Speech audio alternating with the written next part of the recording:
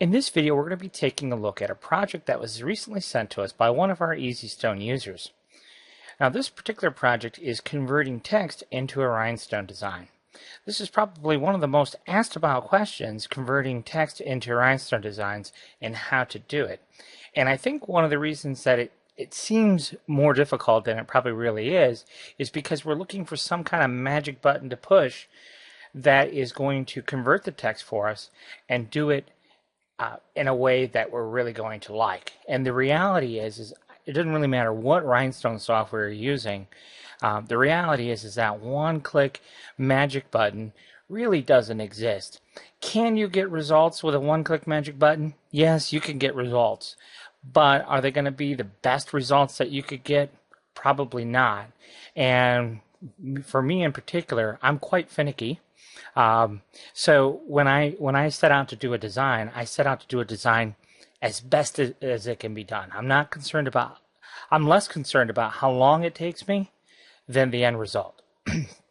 So I'm going to walk you through this little project from beginning to end so you have a better understanding of how we design. And perhaps there's a few tips along the way that you'll pick up that will not only improve your final output, but will also help increase your speed when you're designing. So there's all kinds of tools here in EasyStone that is going to help this design process go more quickly. But as you'll see, it'll be a bit more of a manual process than just clicking some kind of button that says convert text. So the design was originally sent to us in PDF format. So I have the PDF on my desktop, and all I'm going to do is I'm just going to drag and drop it into my CorelDRAW workspace. Now, not all PDFs work this way, but this particular PDF is a vector PDF. So it says, do I want to import text as text, or do I want to import text as curves? Okay, I want to just show you the process so you have a good understanding, because you may run into situations like this.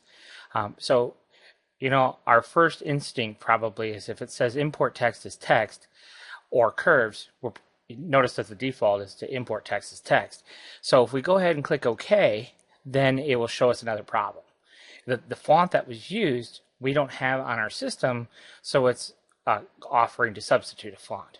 Well, I don't want to substitute a font because I really don't know what font they used. I need to see what they actually use. So if I drag and drop the PDF again, this time I'll tell it to convert the text to curves and then click OK.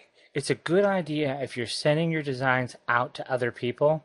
It's a good idea to actually convert your text to curves inside CorelDRAW before you send them the artwork, because if they're missing the font, they won't be able to open the design the way it was intended.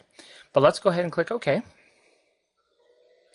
And you can see this is what was sent to us. Okay, so this little circle here is where they're going to put a little football, and you can see this is the result that the EasyStone user started out with, which is right here.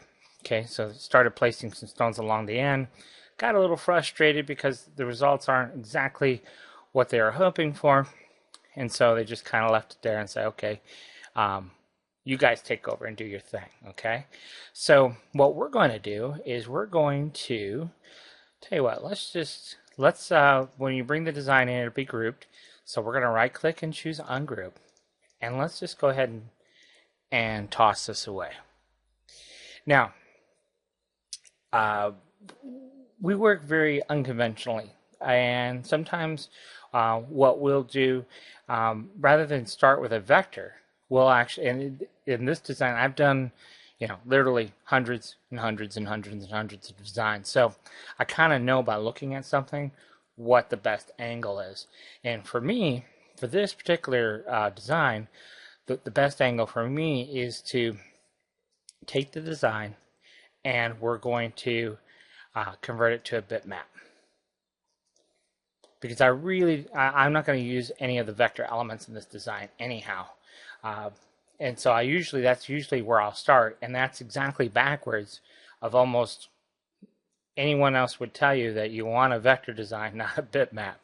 So I realize it's backwards, but that's just what I've come accustomed to. And you know, the thing of it is you don't see a lot of these step-by-step, very detailed demonstrations with any Rhinestone software. So I had to learn just by chance. Try this and try that, and this is what I think works best for me. So, a couple key things when I look at this particular font. You can see different elements of the letters have different thicknesses. So what I want to do is I want to come to my stone tab. I want to go ahead and drop a stone somewhere. And this is a question we get a lot, is it when we use this drop stone feature, I can't click on anything else and get out of this little eyedropper. Well, the trick to that is just to hit your escape key, and that will quit the function. Okay, so the next thing maybe what we'll do is we'll take our font here, or our text rather, come over here to the specialty tab, and let's just lock it. Okay, and so we locked it down, so now we can't accidentally move it out of the way. If we right-click on Lock Image, you see how the text is kind of semi-transparent? If you right-click on Lock Image, you can set the transparency value. So we'll come back in here. Let's change this circle so you can see it better. Let's just use pink for now. So there it is. All right. So what I'm going to do is just drop that stone right there, come to the Stone Fill tab, and then just hit the down arrow. Right, because then we'll have perfect 0.5 millimeter spacing between our stones. And you can see now that, yes, this bottom stone is slightly below and slightly above, but that's fine. I'm happy with that. So then we're going to take this stone and we're going to offset it to the left, and then this one will offset to the right. Okay, so that's kind of step one.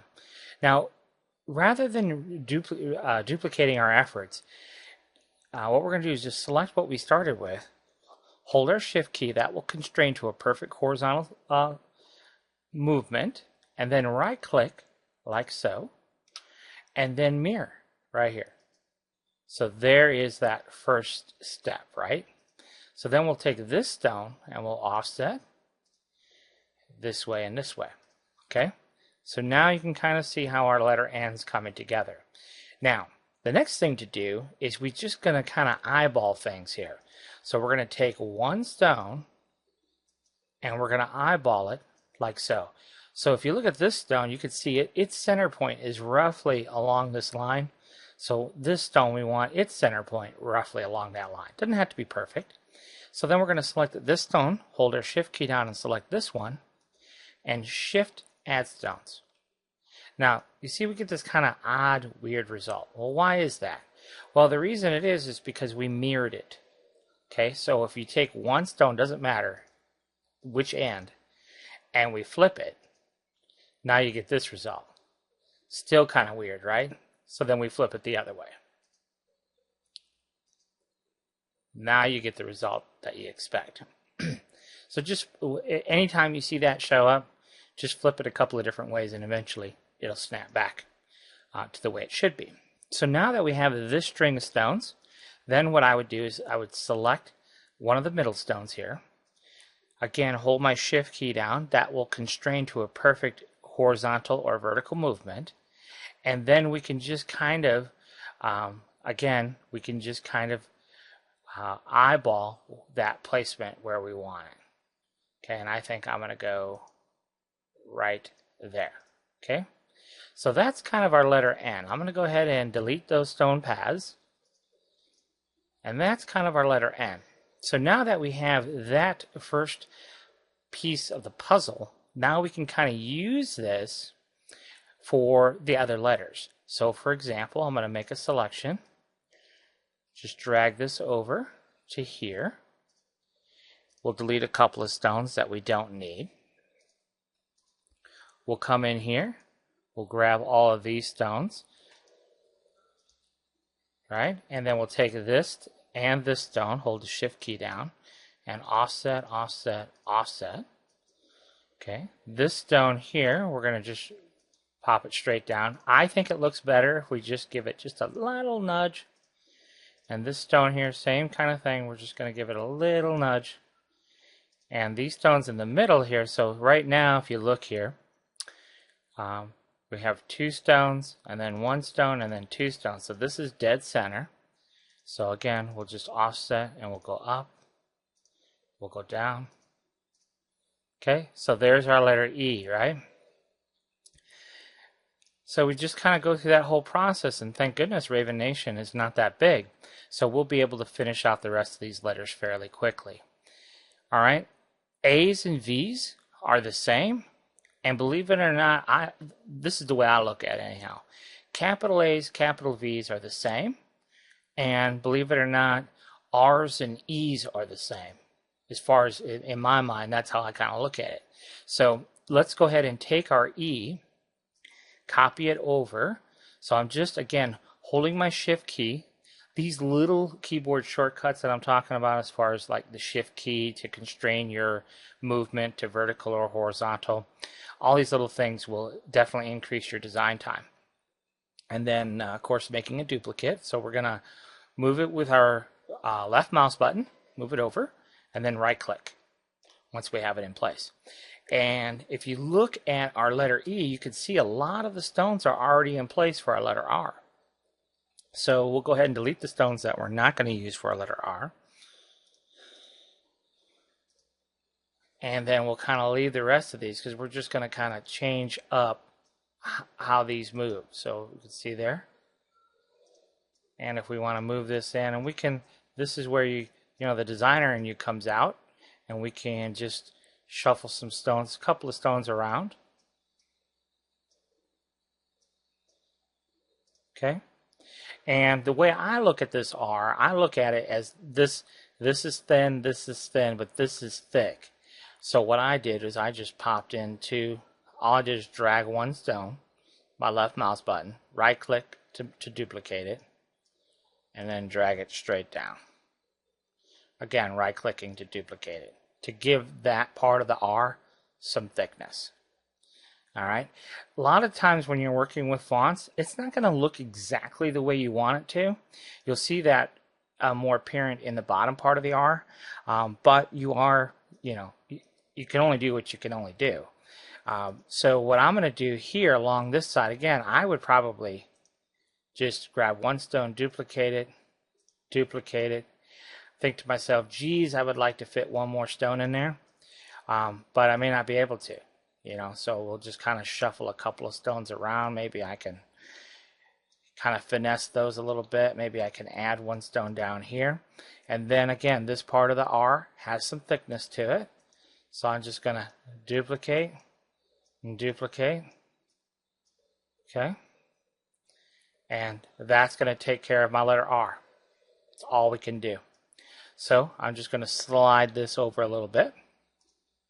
And then we can tackle our letter A here. So I'll tell you what, let's start with our letter V, and then we'll use what we create for V for A. So what I'm going to do for V is, we know we need 3 stones and this one. So let's do that. And then over here, we're going to do this as 2 stones wide.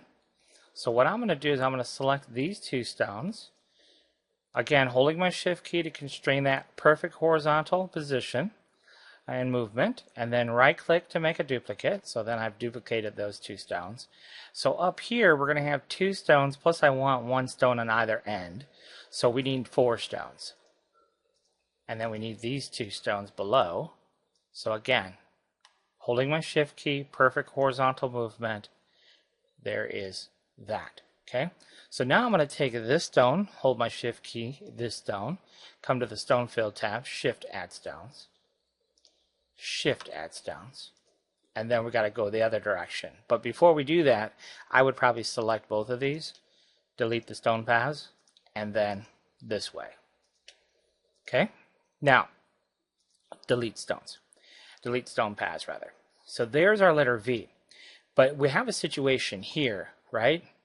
So what we would do is we just select these 3 and hit Shift P. This isn't one of those keyboard shortcuts you just have to put to memory. Shift P. We could, if we really wanted to, you could come over here and right click on Respace and it would do the same thing. But get in a habit, if we can, of not using these buttons unnecessarily. We put it there, but and there are certain times where you might want to use that, but for this, Shift P. That's the keyboard shortcut to space stones horizontally. Now, here's a point I would like to make. You can see that these stones are very close together.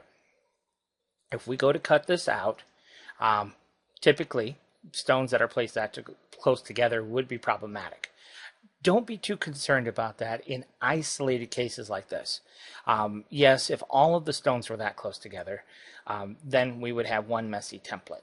But in this scenario, yes, it's going to cut these circles very, very close together, but it's not really going to impact our template because it's just one small isolated area. And for me, I would rather have one isolated area where the stones are really, really tight, even slightly overlapping, than to have a situation like this where technically there isn't room for that stone and the spacing that we would like, so we would just get rid of the stone and have a big gaping hole. That's really not an option. And for this one stone, we really don't want to switch stone sizes either. So in isolated cases like that, don't be concerned that the stones are that close together, because it'll work just fine. So now that we have our V, we'll go ahead and copy those properties over. Again, Shift key, horizontal movement, perfect.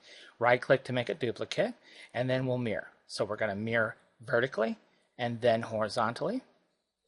And then we can move this into position if we want to, like so.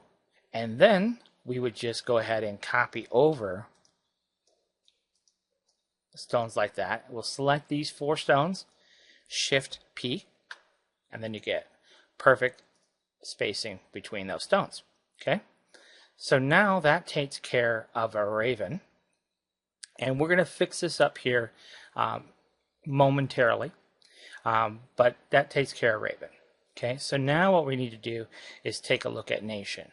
Well, we already have an A, we already have an N, so really all we have to do is make an O, an I, and a T. And that's going to be really straightforward because those letters are really simple. So what we're going to do, let's tell you what, let's grab our E and bring it down, because an E is an I, right?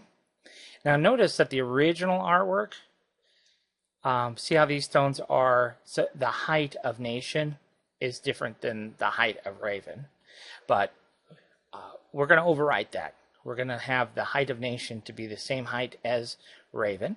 So we're going to go ahead and just delete a couple extra stones that we don't need, and this one, and that takes care of I. And then what I'll probably do is just move I over here. I'm going to make a duplicate, and there's our T. And then what we'll do for T is we'll go back here and we'll offset and down and down. And then tell you what, to do it right, only do one side or the other. Okay, so to do it right, we're just going to take this, we're going to slide it over a little bit, just because I think that looks better. And then we're going to take this stone, and maybe we'll take this stone, holding our Shift key, and then we're going to flip it. And what I did was, let me back up. Let me do that again. So I grab my control handle, I move over here to the right, holding my control key down will constrain to the proper proportion. You can see that there. And then right click to make a duplicate. Now the reason we selected that second stone is because that's kind of our anchor. So if we move from center to center, you can see that angle is the exact same as that angle. Okay, yes, we do have a stone on top of a stone, but that's okay. We're going to fix that at the very end. So now the next thing to do is we're going to place a couple of stones for our letter O here. So what I would do is take this stone, hold my Shift key, grab this one, and again, pull it over and right click to make a duplicate. Okay, so that sets the overall top and bottom of my letter O. And then we would use this tool here in CorelDRAW, which is our 3-point ellipse tool. I use this quite significantly, and that's why it's on our custom toolbar here. If you don't have this custom toolbar, just go to the freebie section on our website, download it, install it, We did recently update it, adding the swirl tool, the star function, the virtual segment delete tool. So download this toolbar. It's quite useful to have all these tools that we use quite often available at our fingertips here. But we're going to go to our 3-point ellipse tool, and we're going to go from the center of a stone to the center of a stone, and then just pull it out. See, and just kind of pull it out to match our original text, whatever you want, doesn't matter. And then we'll go back to our stone tab, and we're going to choose add stones. And then you can see our stones are added that way. Now, the original circles you can see are still behind there. Okay, so we're going to go ahead, and I'm just going to go ahead and select those and delete those. The only purpose for those original circles was just for the overall height of our letter O here. And then what I'll do here is we could subtract one stone. And what that does, let me undo that so we can see this a little bit better. Because I undid one stone, let's just drag a guideline down to show you where center is. You see where center is? Over here, this stone is centered, but over here, these stones are offset. If I drop one stone, then look at what we get. This stone stays put, so it's still perfectly centered, and now this stone is perfectly centered. You may say, well, that seems insignificant, and it kind of sort of is. But remember I told you, those are just things I key in on. I'm an architect by trade, so those little things bug me. I like my symmetry. In architecture, we like symmetry. So anyhow, that's just a little something that I would take a look at. So now that we have those in place, let's go ahead and delete our stone paths, and then I'm just going to do one side or the other. I wouldn't do both. So we're just going to we'll do the left side here. We're going to move. In fact, we probably should just use our stone fill tool for this. That will move it, so it's a perfect 0.5 millimeter. And then the rest of it, we're just kind of do by gosh and by golly. So we'll just do half of it. So we're going to just drag this stone down, right click and make a duplicate. And I would drag it down one more time, right click and make a duplicate. And that's really it. That's all I would do for my letter O. So now that we have this in place, then it's just a matter of, well, we're going to flip it. So here's our control handle. Pull it up, control key will constrain, right click to make a duplicate, center to center. So you see that? And then I would select these stones again, grab this as my anchor stone. We've got to have an anchor stone of some kind in order for placement on the right. So we'll grab that as an anchor stone, drag it over, right click, we'll flip it. There's the center of our anchor stone to the center, and now you can see that the right hand side is exactly perfect to the left hand side. So now we have all of our letters that we need to make Rader Nation. Okay, so what I would do is probably come in here and grab these and make a duplicate. And then I would go ahead and just position these the way we want them to be. And, with only a couple of letters, I'd probably just do this manually. So there's our first letter. Now this, with our V, a little bit trickier to select our V. So we'll come up here with our freehand pick tool, and we'll just grab a little selection like that. This is only available, mind you, in CorelDRAW X6. That freehand pick tool was introduced in CorelDRAW X6. Very handy little function. Alright, so that takes care of that. We'll go back to our regular pick tool now. And I'm just using my arrow keys to kind of fine tune the exact placement. Alright, so we'll be happy with that. And then what we'll do here is we'll come in and we'll grab Nation. There's our N. And we're going to group it together, Control G, and then we're going to go back to our freehand pick tool and grab our A, copy it down, and we'll group it together, and our T, let's go ahead and go back to our regular pick tool, group it together. Our O, we'll group it together. Our I, we'll group it together.